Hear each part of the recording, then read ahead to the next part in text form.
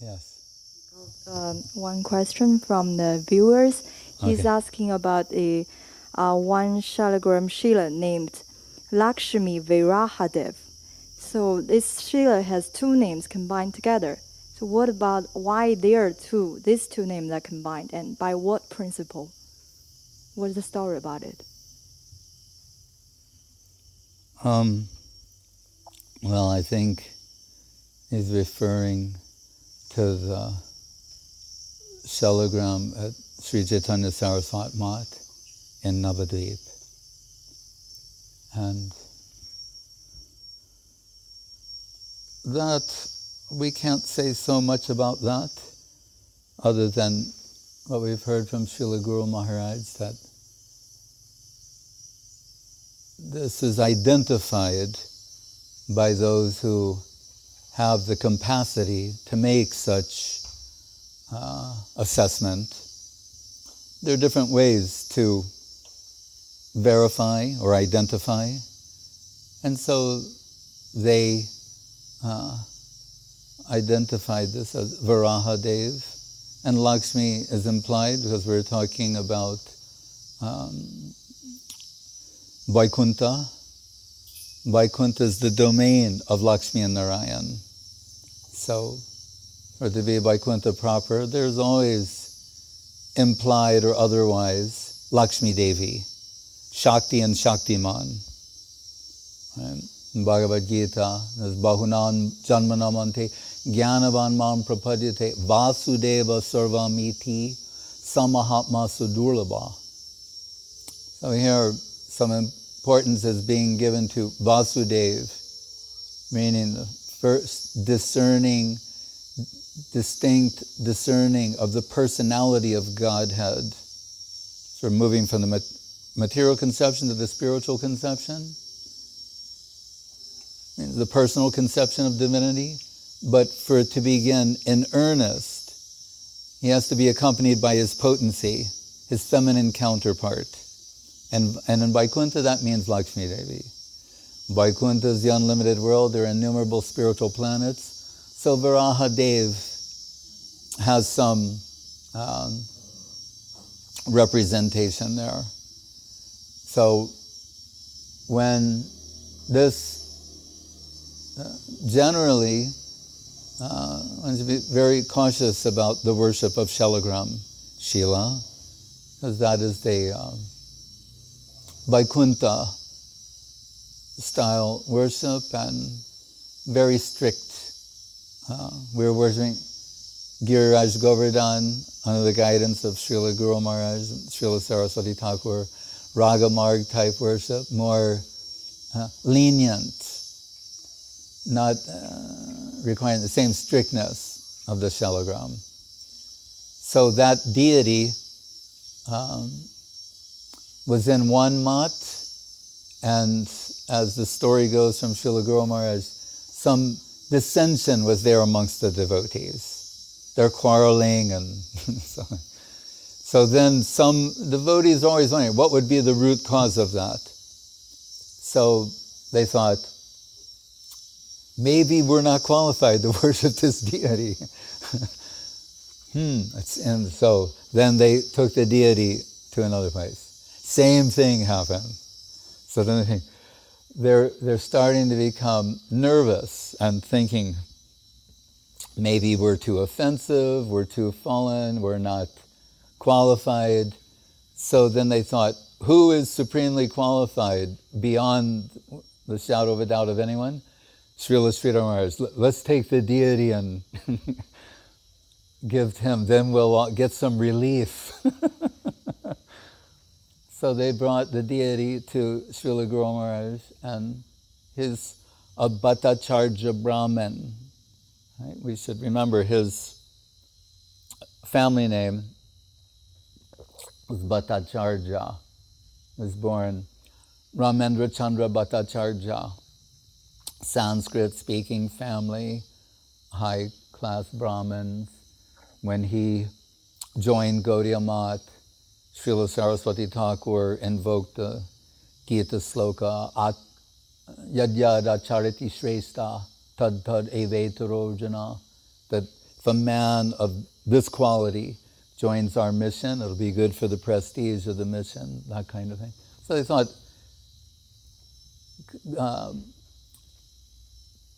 submitting to Srila Sridhar Maharaj will be the safe path.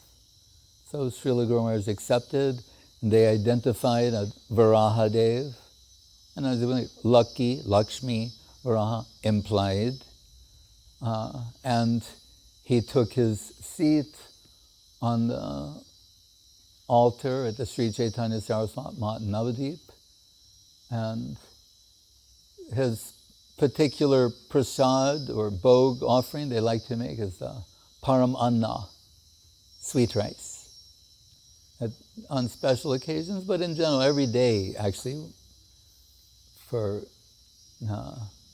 his pleasure that sort of offering was made. But this was an extraordinary case, something exceptional, and Srila Guru Maharaj is not advising this type of worship to his followers. But it's interesting to note in the Mat Pranam, Srimat Chaitanya Saraswata Mata Bara Udgita Kirtir Jayasrim Bibrat Sambati Ganga Tata Nikata Nabdvipa Koladri Raje. So in the Adriraj Gupta Govardhan, that section of Navadvip, we mentioned recently the Aparad Banjaner pot, where all the Aparadis offenders were forgiven their offenses. Koladvip proper, Navadvip proper, in that area. Koler Ganj, Koler Danga, that's where the mat is. And if you do the research, you'll find some ancient connection in that place to Varahadev. So, and there's some mystic intimation there in the Mat Pranam Mantram. And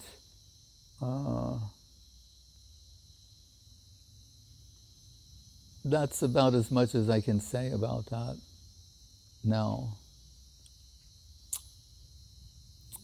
Yeah. Last question is that we know that Kunti Devi is always praying for obstacles. And not always. Always? Now she's always praying. She wakes up, she's praying, let this be the worst day of my life.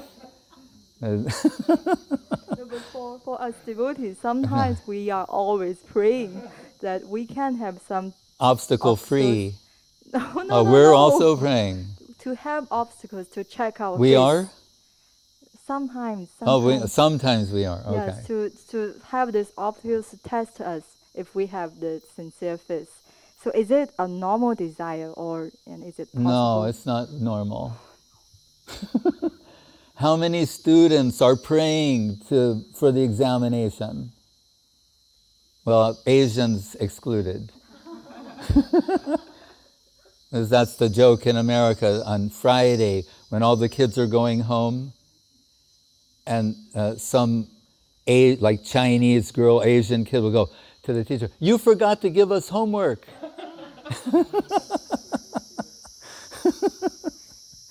So they're a special group. But in other words, look who is Kunti. You know, Kunti Devi. She is so exalted.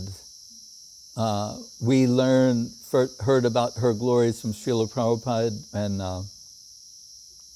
when we're reading that part of the Bhagavatam, what we call Parayan, just like with Chaitanya Charitamrita, every day reading continuously. Then when you get to the end, start over, read again. If you're lucky in your lifetime, you can do that many, many times. Just think, there are devotees, they may not be so known, but you see them in the various mats, and our mats in India, and others as well. The faithful devotees who assemble every day in the Nath Mandir and hear Chaitanya Bhagavat, Chaitanya Charitamritam, Gita, Bhakti Rasamrita Sindhu, Srimad Bhagavatam, day after day, year after year, their whole lives. And also the songs of Bhaktivinoda Thakur, the songs of Narottam. what a fortunate life. Also, that's being here. You don't always see me, but I'm always listening. How beautiful the kirtan sounded this evening. Really, very sweet to once again hear these things, what's expressed from the melted, affectionate heart of Bhaktivinoda Thakur. These songs, there's, as it says in the song, so beautiful. The arati of Giriraj Govardhan and Gauranga Mahaprabhu and the Gaura Saraswat arati with Radha Govinda Sundar, the whole world will be charmed. So Kunti Devi, we know her as mother of the Pandavas, which would be enough. Right? And her glories as a young girl, but the prayers of Kunti in the Bhagavatam are so beautiful, and we heard them, Srila Prabhupada Swami Maharaj, giving classes on these every day. Namashe Purusham Tvajam Ishwaram Alaksham Prakate Param Alaksham Sarva Bhutanam Antar Bahira Vastitam Krishnaya Vasudevaya Devaki Nandanaya Cha Nanda Gopa Kumaraya Govindaya Namo Noha Namak Pankaja Nabhaya Namak Pankaja Maline Namak Pankaja Netraya Namaste Pankaja Jangrahe. How beautiful that is. We're told she's like auntie, she's in a superior position. Remember, Krishna's in his aprakrita lila. As the actors would say, he's in character. He's not going to break character, say, I'm divinity. Right? We could say maybe he does that in the 11th chapter of Bhagavad Gita with Arjuna. Almost apologetically, like, sorry, Arjuna. But here, he is younger than her. But Kunti knows very well who Krishna is. Very, very well. But she is such a great devotee. She doesn't want to embarrass him. Right? That we should think about also. We're expressing different things. Don't want to embarrass Krishna or his great devotees.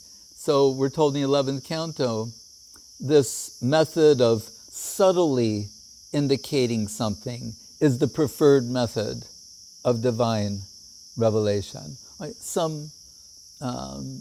And we see that's how in the world there's, heart on the sleeve, professing love and affection, and then there are more subtle ways of expressing deep matters of the heart that perhaps in the long run are more appreciated, more appreciable. Anyway, that's a subject for discussion. Right? Sometimes East versus West. The West favoring like very overt, extroverted, professing love and appreciation, and the Eastern more reserved. Doesn't mean that there's less love there. There may be more. It's, as I say, something that could be discussed. So Kunti, really, she understands who Krishna is, but she understands the circumstances of these pastimes. And to not put Krishna in an awkward position and an embarrassed position, she's giving her obeisances in this famous prayer. Namak Pankaja Nabhaya, Namak Pankaja Maline, Namak Pankaja Netraya, Namaste Pankajangrahe. Really, we always begin at the lotus feet, as we told many times, offering the highest aspect of ourselves to the least aspect of that plane. People always wonder, why so much bowing in Asia, in India, and why? Because this is what's at the heart of the matter. Taking the head, but generally taken to be in the highest aspect of the self, and offering it to the feet, the lowest aspect. It's actually a very beautiful heartfelt gesture. So really that's what she wants to do. But in this verse, she says that in the last line, Namaste Pankajangre, to your lotus feet. Why does she do that? If she's so qualified, when that should be first, it's come last. Right? We're told, when the Raga, Bhakta, the devotees of the heart, when they give some expression, that's the new scripture. Right? Whatever it says in the books, what comes out of their hearts is higher than that. Right? It's the new religion. Right? The books have to be rewritten according to the hearts of the devotees. So she knows I am socially in a superior position to him. He is younger, and so what shall I do? She said, Namak Pankaja Nabhaya. She says, I offer my respects to your lotus navel. She began there. Namak Pankaja Maline. And then you're wearing a garland of lotuses. Namak Pankaja Netraya. So lotus navel, lotus, you're wearing a garland of lotuses. I bow to that. And your eyes, you have beautiful lotus eyes. Namak Pankaja Netraya, I'm giving my obeisances to your eyes. And at last, to your lotus feet. Right? She won't allow him to escape, but so in a beautiful way, she's appearing to deal with him as a subordinate or an inferior, but yet, at last, to your lotus feet. That's where she wants to be considered in her ultimate position, as an aspiring servitor of the lotus feet of Krishna. So, the remembrance of those lotus feet.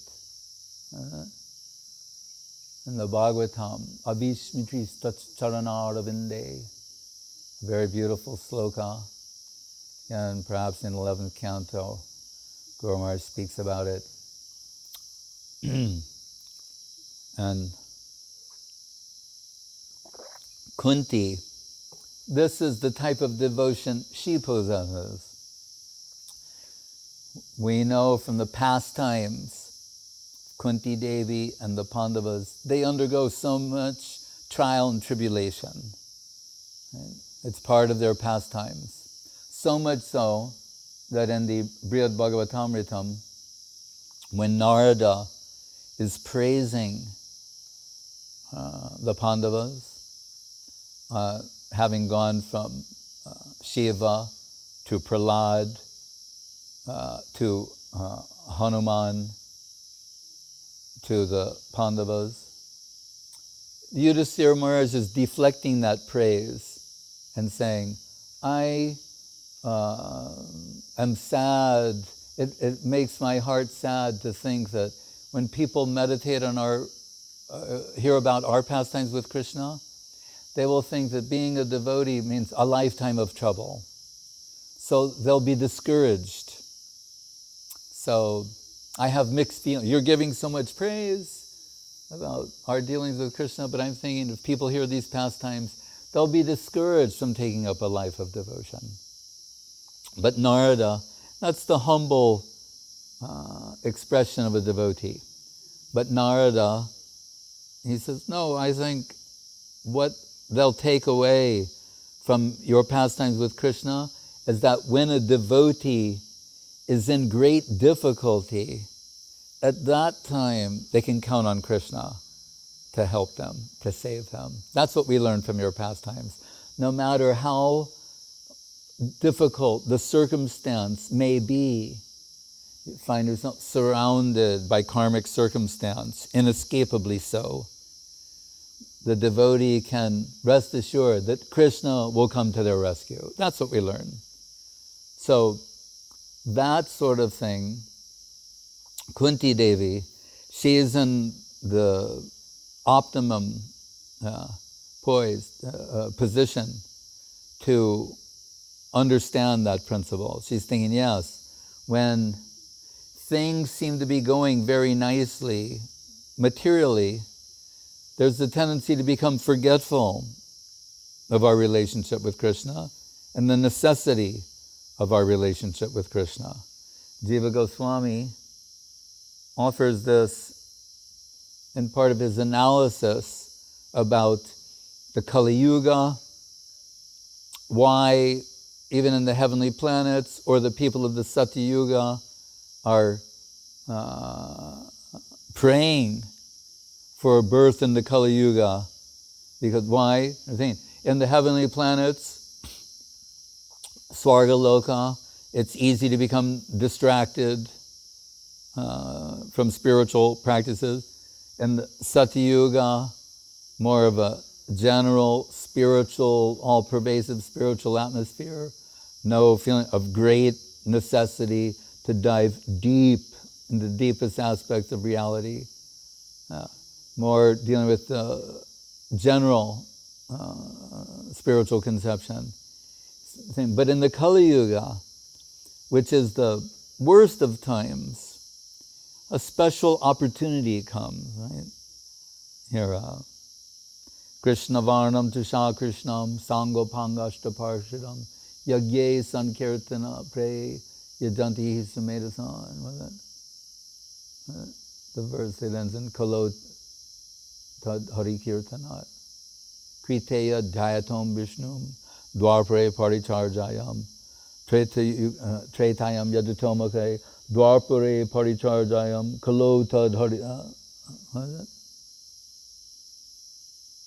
Hari Kirtanat. So,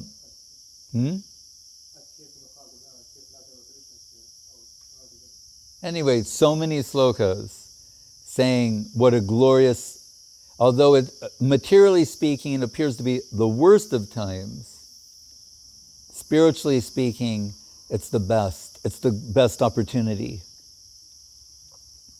Like that it's raining today, and reminds of the time when Srila Gurudev is going to the Vyas Puja celebration of Bhakti Saranga Goswami Maharaj, and it's like starting to rain on the way there, and he says to Goswami Maharaj's disciples, like, do you know what he's going to speak about today?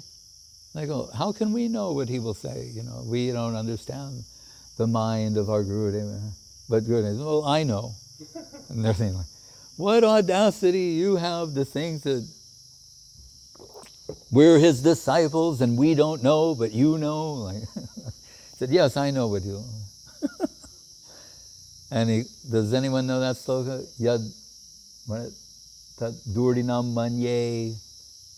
It says, generally, people judge the quality of the day, what's a good day or a bad day. They say, oh, you know, the sun is shining, they're beautiful, those, what are they, cloud 9, cloud 7 clouds in the sky, sun is shining, it's a beautiful day.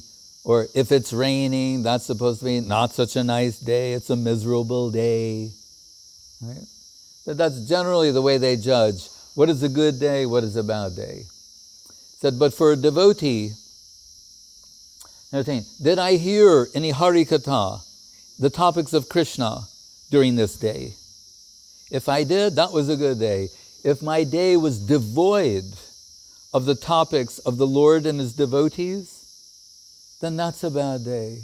That was lamentable, a time wasted. We told, Dharmak swanustitak pungsang vishvaksena katasu yaha not pariyed yadi ritim shrama eva hi kevalam. If whatever it is you're doing, you say, well, I do this. Here, this verse says, whatever it is you're doing, if the end result is not increased yearning to hear about Krishna, the Lord, and his devotees, Guru, Gauranga, Radha Govinda, etc., then you're, what does it say? Shrama eva hi kevalam. Prabhupada's preferred way of translating that was a useless waste of time. You're wasting your time. Right? What does that say? Ayur harati vai pungsang. In the second canto, Sukadev saying the same thing. Sun rising, setting, and Gurudev, like the one from Shankaracharya. Haricharan Prabhu, before he passed away, he asked me, why did you put this one on Samadhi of Gurudev? Because, there's so many selected there, and Tyagi Maharaj did a wonderful job, and we got to suggest certain things. But this one, because Haricharan Prabhu would always find like some point of contention. He said, but this is Shankaracharya. Why? And I'm saying, no, that's why. Because he's Shankaracharya. He's the, Adi Guru of South India, the Shankaracharya. You can't ignore him. And this is his slok, and it was very favorite to Gurudev, the Dina Jamino one. It's similar to the Bhagavatam one, saying, every day the sun is rising and setting, where it's reminding us the time, the sands of time are running out. We're wasting our time if we're not engaged in Hari Kirtan and, the seva of Guru, Gauranga, and Vaishnava.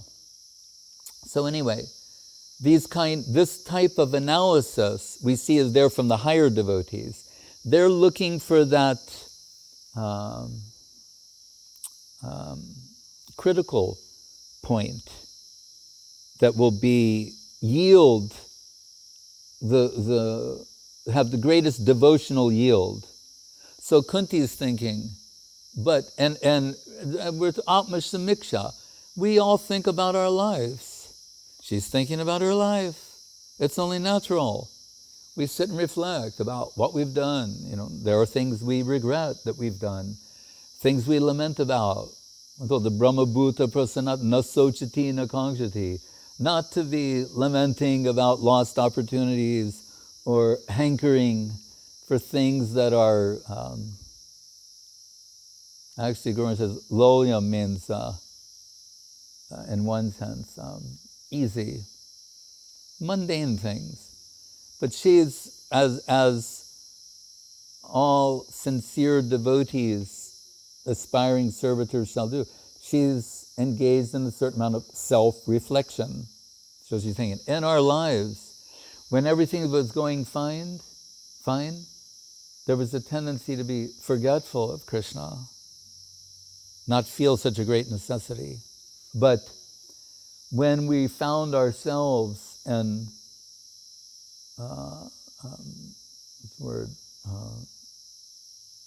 you used the word obstacles, and also very adverse circumstances. The greatest adversity at that time, the necessity of remembering Krishna and calling upon him for some grace, came from the core of our hearts to the surface, and we became fully absorbed in what? Srotavyas, kirtitavyasta, smartavyas chestadhavayan. Hearing about Krishna, remembering him, singing his glories. So then she's making, thinking like this, she's making drawing a conclusion from what she's observed and saying. So, vipadak shantutak shashvat tatra tatra jagad guru bhavato darshanam yatsad apunar bhava darshanam. That then I think I do better under adverse circumstances. Adverse circumstances are good for me because they bring about remembrance of Krishna. And when I remember him, then the suffering aspect is finished with. Bhavato darshanam yatsad apunar bhava darshanam. We're talking about bhava rog, the material misery. And this becomes a fine point because, as I've mentioned, all suffering is on account of forgetfulness of our relationship with Krishna. The cure is remembrance of the same. Right? So this becomes, it's more easily understandable from our present position. Right? Bhayam ditya binibeshi tatshad. ishara petasya viparyayo smriti. That's why we're overwhelmed by fear and anxiety, because we feel alone in the world. Even if we are surrounded by many people, we feel alone and fearful, full of anxiety, surrounded by, janma, mrityu, jara, vyadi, and the anityam, asukam, lokam, temporary, miserable existence. So that loneliness is only really addressed by remembrance of the Lord and his devotees. So Kunti, being very advanced, they said, she's praying for adverse circumstances and examination. It is a misunderstanding to think that if you're in school and the teacher, they have a flash quiz, all of a sudden they close the books, and then they, surprise all the students with a quiz. Or there's just the examination from time to time, and the final examination, those kind of things. In the Bhagavatam, we have the proper angle of vision for a devotee, tattenu kampam susamikshimano, to think, prasada leshanu grihite, they're thinking, atapite deva padambu jadvaya prasada leshanu grihite, that being examined by Krishna is mercy. They're not resentful of that. The students who think their teacher is cruel or mean by examining them or testing them, they don't understand. Actually, in this context, the teacher is an affectionate well-wisher. The teacher's concern is to promote the students, to familiarize them with the subject matter and promote them to the next level. They're not trying to fail anyone. Right? We're saying, at least theoretically. I know so. No, I had one, they're very, not like that. I'm giving an example of an affectionate, well-wishing teacher. Still, they're examining the students to promote them. That's why. So in a similar way, we're examined by the circumstances, karmic circumstance, the life we experience. It's not meant to make us fail, but rather to promote us to the next level, to not make us abandon Krishna consciousness or the Lord's protection, but rather to push us in that direction. And perhaps we come to the other question, Radha Raman Prabhu mentioning from Audio Veda regarding home. What is the real conception of home? And back to home. We hear Saraswati Thakur use the expression, back to home, back to Godhead. Srila Swami Maharaj had a magazine called Back to Godhead. Regularly, Srila Sridhar Maharaj speaks on this subject, sometimes invoking the Upanishads, Shrinvantu Mrishe Amritasya Putra. Right, saying, Amritasya Putra means children. Right? So it is an appeal, an Upanishadic appeal, saying, oh, Amritasya Putra, nectar children. What does that mean? Children of the nectar world. Well, the world we're living in is called Martya Loka. Mrityu, Martya, means the world of mortality. Right? Sometimes we hear the expression in the Bhagavatam, Jivo Jivasya Jivanam, one living entity lives at the expense of another. I remember the Hieronymus Bosch, or whoever made a picture, big fish eat little fish. Right? Actually, it may have been another artist. But that picture, big fish eat little fish. Darwinian evolution. I just heard recently, they said, the Andromeda galaxy will devour the Milky Way. Like, this is going on many levels. They're saying, I mean, not next week, so, but after so many years will go by, they're saying, here's Andromeda, here's the Milky Way, Andromeda will gobble up and then, so big fish eat little fish. So in the Martya Loka, the world of mortality, we're trying to establish a home here in a place that even by scientific estimation won't be here. It's not just a theistic assertion, but they say the world, it will, its lifespan, they differ on the exact date, but I mean time. Some say, 10 to the 12th power, 10 to the 15th power, 10 to the... But what they're in consensus about is it's limited. It has an expiration date. It's mentioned in the Gita, bhutva praliyate. It manifests and remains for some time, and then it's wound up and vanishes for some time, and then appears. And that's what we see going on in this world. Like if you see this field outside where we live, if in a year cycle, now it's lush, it's full of all this greenery, and they grew so many crops and things there. Now, when this rainy season stops, it'll become very dry.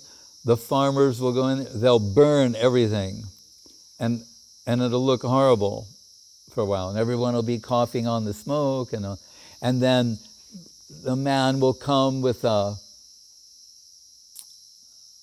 well, I don't know what you call it, the hoe, the machine that will plow the fields, a plow, right? Plow all the fields, they'll plant many things, then they'll do it all over again. Right? So in a world that is like that, appearing for some time and then vanishing, appearing and vanishing, where what shall be our home proper? If Guru Maharaj, in one place, he gave one lecture that began with him saying, sun rays are hitting the earth, right? And they're entering the earth. He says, but what is their home? It's actually the sun. The home of the sun rays is the sun. But they're hitting the earth, and we can observe something about that for some time. So here in this example, Krishna's the conscious sun. Mame vangsa jiva loke jiva bhuta sanatana. We're his rays.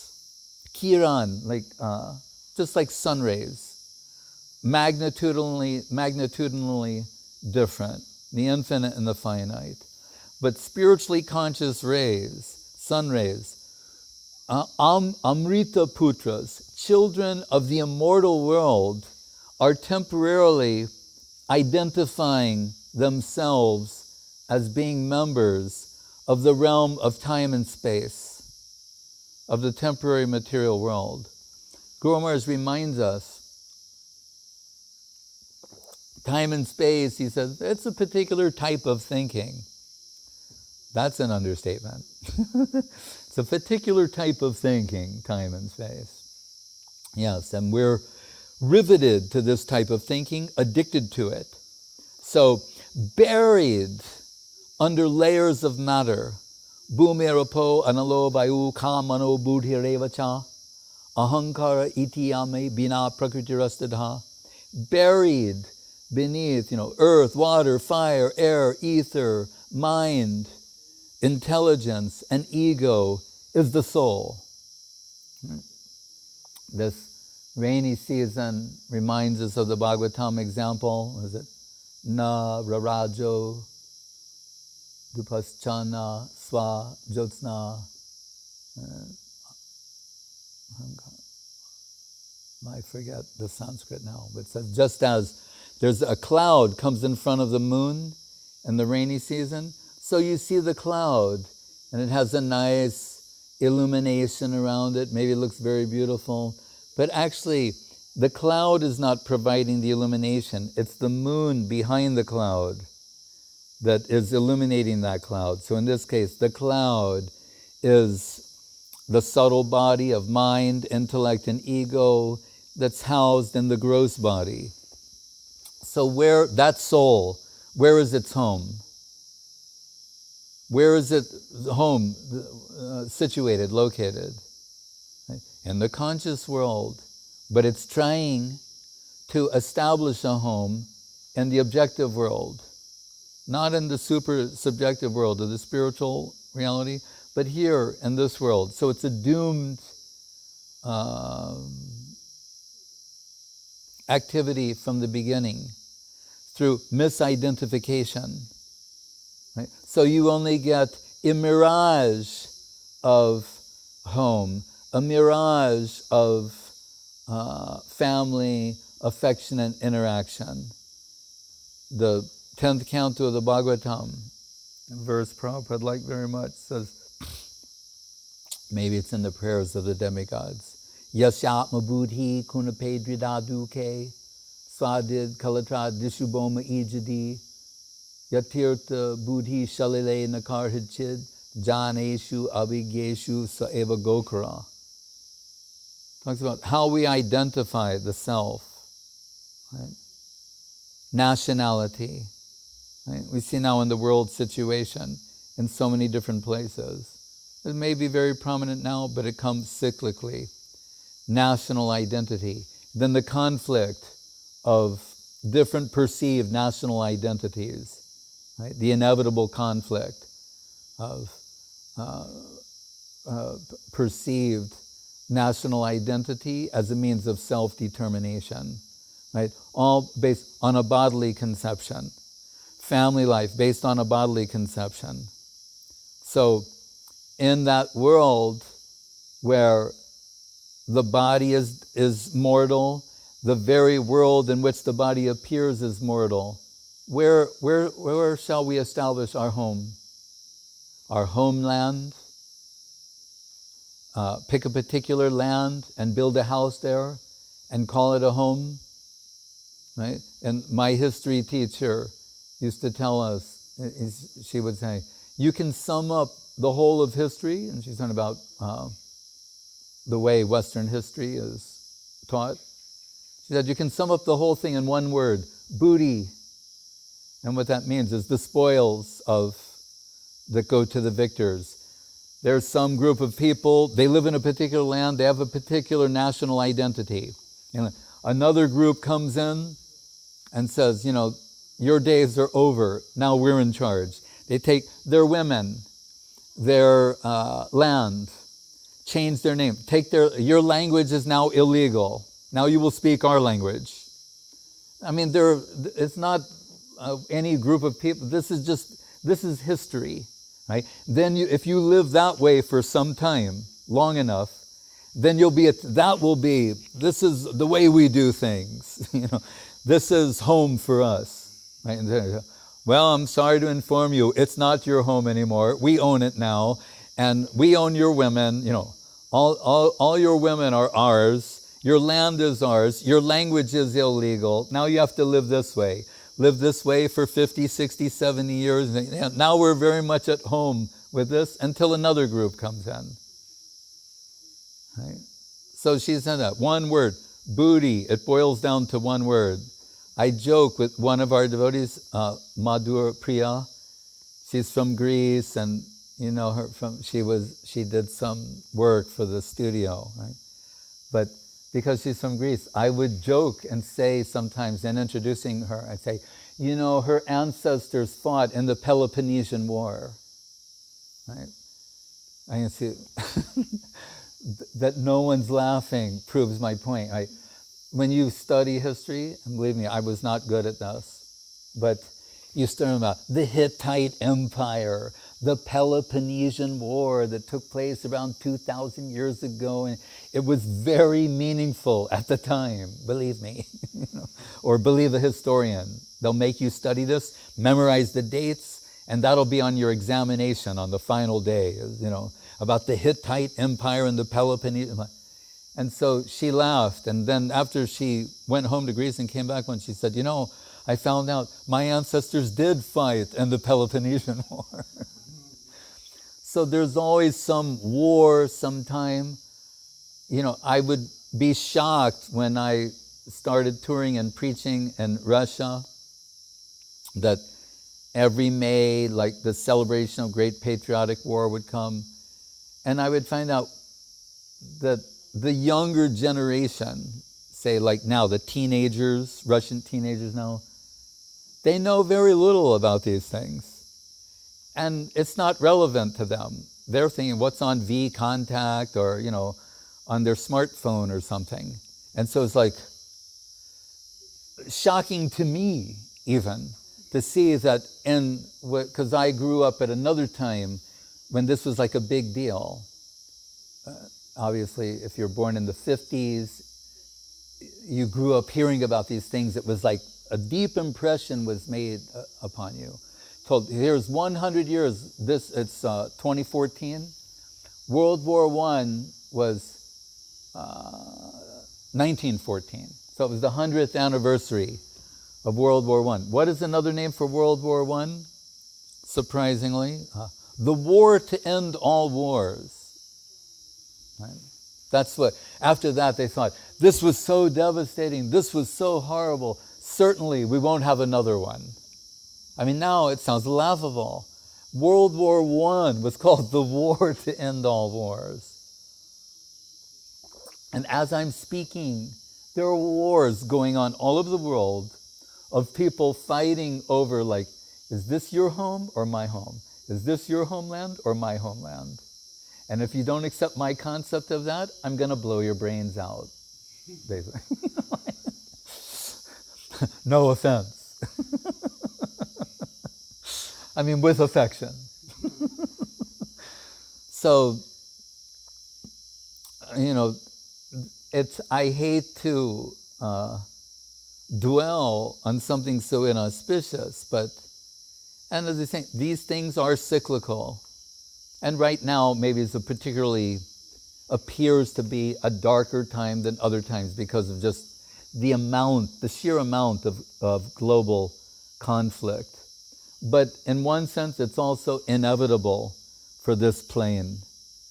Right? So, and here, this land we have, that is owned by the Full Dome Pro company.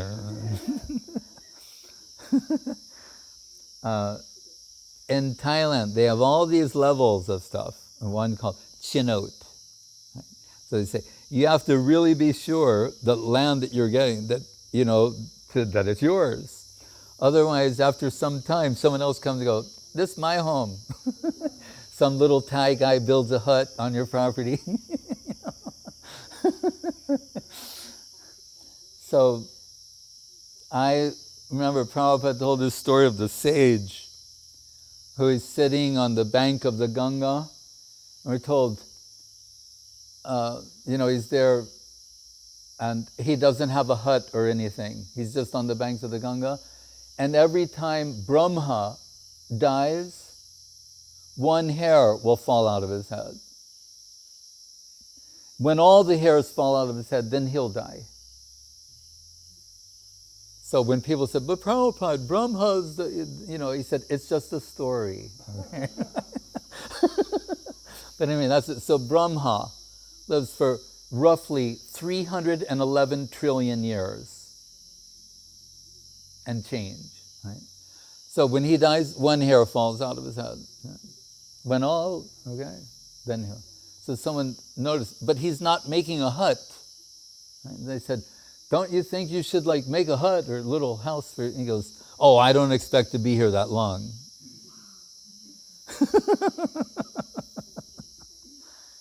That's what Guru Maharaj means when he says time and space is a type of thought. Guru Maharaj can say that. He has the audacity to say that. This whole world that's overwhelming to us, as you say, to the point of being, we want to go to our home, it's inescapable. How we're like those lost children. How can Amrita, Srinvantu Vishay, Amritasya Putra, children of the nectar world, please listen to me.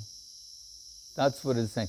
Through sound, by honing in on the divine sound, you can start moving in the direction of your home, which the good news is, we're so addicted to thinking of things in terms of time and space that we think it's very far away. Right? Like tad ture, tarantike, tarantarasya sarvasya, taru sarvasya bhahyataha. Right? When Guru Maharaj's relative said to him, you know, there are some stars, maybe their light has not reached the earth yet. They're that far away. And do you think God has any time for people like us? We're so insignificant. And Guru Maharaj responded by saying, yeah, tadure, he's very far away, but tarantike, he's very near as well. Is there anywhere where God is not? So the bad news is we're addicted to thinking of things in terms of time and space. Right? We think this is all there is. We do. Even though we heard so many things, still we're thinking, well, this, you can stand on it, you can build stuff on it, you can get a chinote. When the Krishna Priya and Paramananda bought some property, and we're talking about a Thai, like farmer, villager type person. So he goes down to the land office with them, and then they pull out, like a check for the amount. And he goes, what is that? And he goes, this is the money. He said, that is not money. He wanted to see like a suitcase of Thai baht. He said, no, he'd never seen anything like it. They hand him a piece. He has land with trees and ponds and mango trees, banana trees, and lilavati flowers, and they go, here's a piece of paper. He said, no. He wouldn't accept it. So they had to go get the police chief. And when they got the police chief, who's a very cool guy, the police chief said to him in Thai, he said, look, Baba, he said, just trust me, it's money. And he said, and if you don't accept it, I'm going to arrest you and throw you in jail. Only then did the man accept it, and they went to a bank, and he, so a very sweet person, I think. But the point is, where is the value? Guru Maharaj will say, yeah, it's not in the paper. He's right. That paper has no value, but it's in the goodwill that's behind the paper. That's where it lies. So it has that value. It's meaningful in another plane. So we have to invert our thinking here because we're running out of time. Also, even if you get a nice little setup with chinote, right, you will be ousted. That's what is in that sloka of Shankaracharya. That's why we put it, what's in the Bhagavatam. Even if things are going well, they're not going to end well. Because, janma, mrityu, jara, vyadhi, mrityu sarvaharas chaham. If it doesn't happen any other way, it happens in the form of death. And suddenly, it's all, it all comes into perspective, right? How meaningless, or meaningless in the sense of it cannot help us. Right? So Guru Maharaj people say, what is the value of philosophy? Right? Since in the 1960s, many people were studying so-called liberal arts and philosophy and things like that. Maybe they didn't want to go to war, or maybe the war made them think more about their mortality. But they were studying like that. But in time, people say, what can you do with a degree in philosophy except be a teacher? Teach other people the same thing. But Guru Maharaj will say, when it comes to dealing with death, then you'll understand the value of philosophy. So it's on this point, now philosophy starts making sense to us. Remember, after all the things Sukadev spoke to Parikshit Maharaj in the Bhagavatam, 10th canto, Krishna Lila, 11th canto, 12th canto, Kali Yuga, all these things. I like that verse Gurudev liked to quote in Guru Maharaj, Tantu Rajan Murishyeti Pashu Budhim Imam Jahi. It's almost like a, what's the word? Not chastisement, there's another word. Means similar, like a reminder. He's saying, what? My dear king, Tantu Rajan Murishyeti, remember, this is the world of mortality. And he said, Pashu Budhim Imam Jahi. And to think you're part of this, that's Pashu Budhi, means animal intelligence. Animals think like that, right? So it seems almost brutal or a little rough and crude, but it's maybe at that point, I mean, it's a play also, because now he's given all these beautiful spiritual instructions, and now what are we going to hear? Parikshit Maharaj, like, he's going to turn off his senses, the bodily sense, the sight, hearing, like the way we turn off the light, sound, power, water, etc. He's going to disconnect from that. Right? So sooner or later, we have to disconnect from this plane. I like the word in English, I think it's Greek in its roots, nostalgia. Is it Greek or Latin? Do you know, Dina? Nostalgia. Anyway, it's Greek or Latin. Nosta means home, huh? No, it's not French. Algia, like neuralgia, means a headache. Neuralgia, pain in the brain. Greek. Nosos. What's the Russian word for home? Dome. Okay. Anyway, here it's nosos, algia, the pain of wanting to return to your home. So it's a very peculiar thing, because we say jiva tatsata shakti on the margin.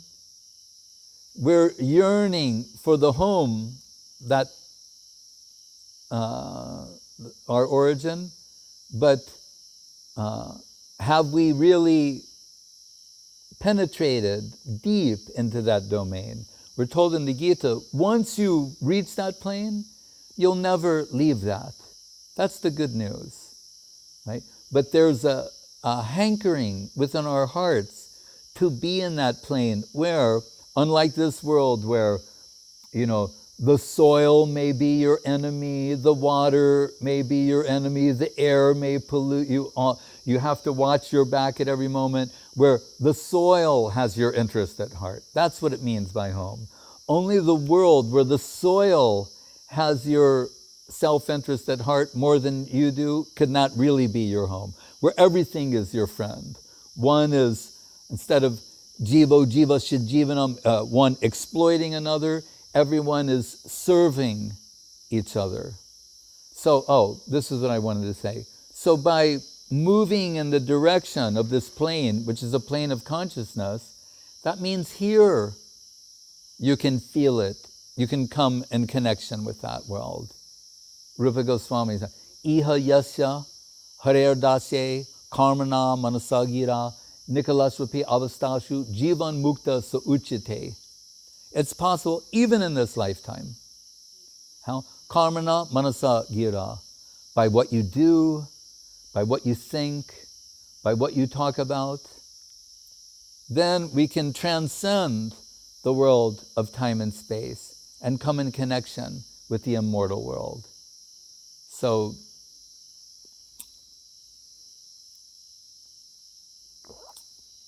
Kunti, to connect it to her, she'll say, then when things go wrong here, that's good. That'll make you doinya atmani vedam goptritve baran. You'll realize what to speak of helping others, I can't even help myself.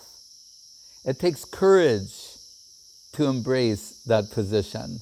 That's not being a weak-minded, wimp, right? It takes courage to admit truthfully, what to speak of help others, I cannot really truly help myself. I need grace, divine grace. It's good to be in a position of that type of want and necessity. Then you're a good receiver for divine grace, from some help from the upper world. Sun rays are touching the earth. Its home is in the sun. So we're here in this plane, but really we're members of the spiritually conscious world, and more specifically, the Krishna conscious world. And Guru Maharaj would sit and tapping his chair in the afternoon, smiling, saying, I'm just counting the days. like he was happy to go there.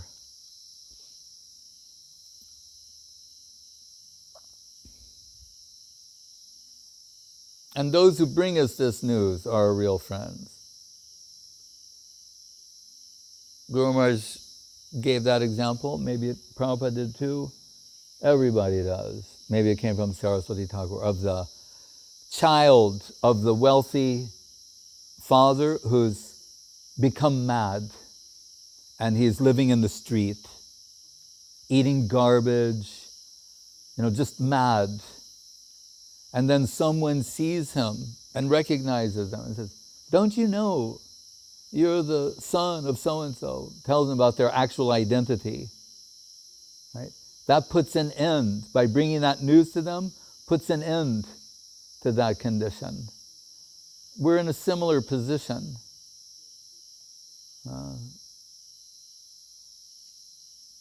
So by reflection, we have to think about all these things carefully. What is our actual identity? I've told our reality potential as servitors, and try incrementally to move in that direction. Krishna will not abandon his own. Right? Kaunteya prati janihi name bhakta pranashati. And that Ramayan slok. Once he accepts someone, so all we need is to be sincere in our necessity. Then we'll feel some connection, even in this plane, with our home, our actual home, spiritually conscious home. And really, Goloka Vrindavan Krishna conception is the ultimate family life, home life, everything.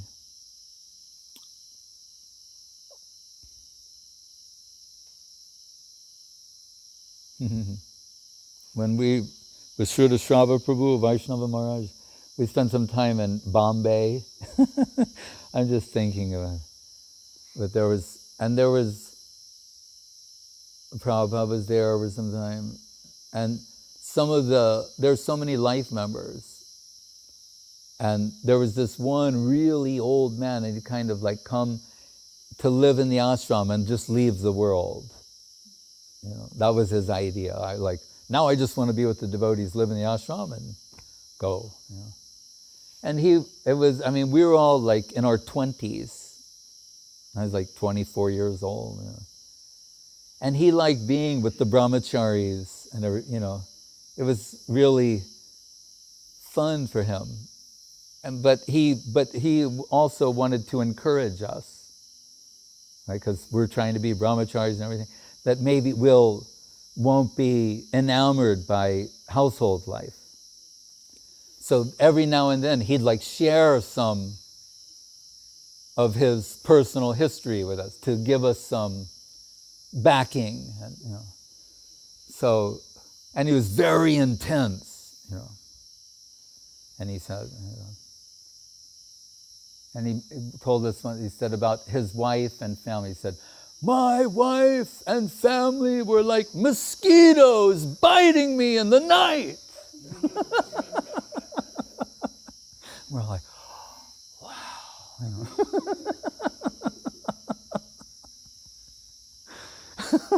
I thought, that was his home, his family.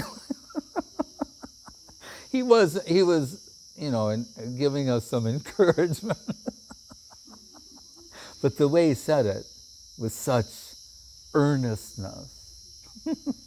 And I was at the Calcutta airport once. A flight was delayed. Like an hour flight was delayed for 12 hours. And as you can see, I'm still upset. Anyway, this man, you know, there's always some men, they see you, you know, oh, Swami, you know, and they want to, like, you know, stay with you sometime, share some things. And this man, he was saying, like, Swamiji, if I win the lottery, then I will take all the money and give it to my wife.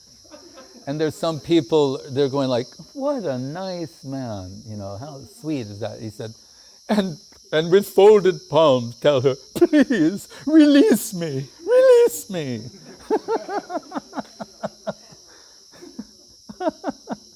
So he was trying to give us some encouragement.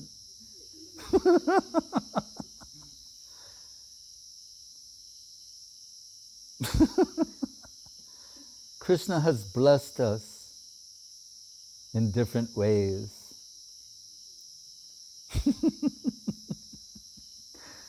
That type of, like, honesty amongst, and I'm saying, these are people who spent, just to give it some context, spent their whole lives being dutiful.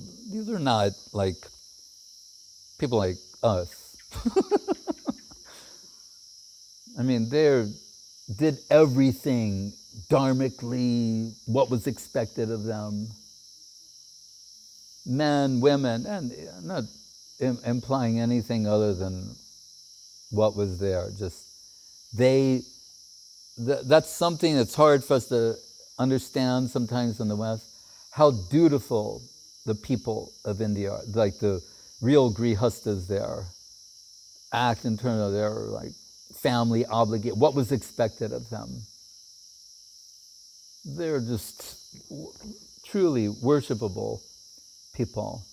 Forget all this stuff we see and that's in the modern media and all that. We've had so many experiences and interaction with our friends, worshipable friends in India too, that we're truly impressed with. And that group of people, they will sit at the feet of some devotee from the West, whether it's like myself or anybody else, and very humbly listen. And you could say, you know, as devotees say, blasting them, and they sit there humbly. Our friend in San Jose, who's literally a NASA rocket scientist, Mr. Banerjee. He and his wife, Arun and Alpa Banerjee, they're like some of the first Bengali devotees to come to the center there. He's a rocket scientist, and respected all over America, all over the world. Will sit, you know, on the floor while one of our devotees is on the asana, you know, giving a talk about Krishna consciousness. No ego. They're eager to hear something, thinking himself, oh, I'm just a fallen householder, what do I know? Man who's super qualified, super educated. He's saying, what do I know of these things? That sort of humility. After a lifetime of devotion and acting responsibly, dharmically, whenever, to sit at the feet of Guru and Vaishnava and to hear submissively and accept their instructions, their direction, which way to go, to proceed. So our faith is in our Guru Varga. If it contradicts what we see before our eyes, it must. Seeing a snake as a rope as a snake. It's interesting. That's also in the Bhagavatam, in the Brahma Stuti. And as long as you're seeing a rope as a snake, you're filled with the fear of being bitten, poisoned. You're in an abnormal state. That's what we're doing. That's why it's given in different ways. Sometimes as the example of having faith, but here in the Brahma Stuti, it's given in an interesting way. As long as you're mistaking a rope as a snake, you're going to be full of fear. And that's what we're doing. We're mistaking this world as our home, and we're full of fear and anxiety. And no amount of money or false sense of security is going to remedy the situation. The sooner we see it for what it is, then we can deal with it in a substantial way and also overcome the fear. And I think that's what Sukadeva is telling Parikshit Maharaj. And all these great slokas, what they're telling us. Because we have to be honest and admit, we are fearful because we're seeing a rope as a snake. We're misidentifying. But if we can change our perspective by the grace of Guru and Vaishnava, Sadhu Shastra, then not only can we start seeing things clearly and how to proceed in the right direction, but that fear will vanish. Like we sing in the song, Abhaya Charanadavindare Bhajahune Manasri Nandanandana. Hare Krishna. Hari Harai Namo Krishna Yadavaya Namo.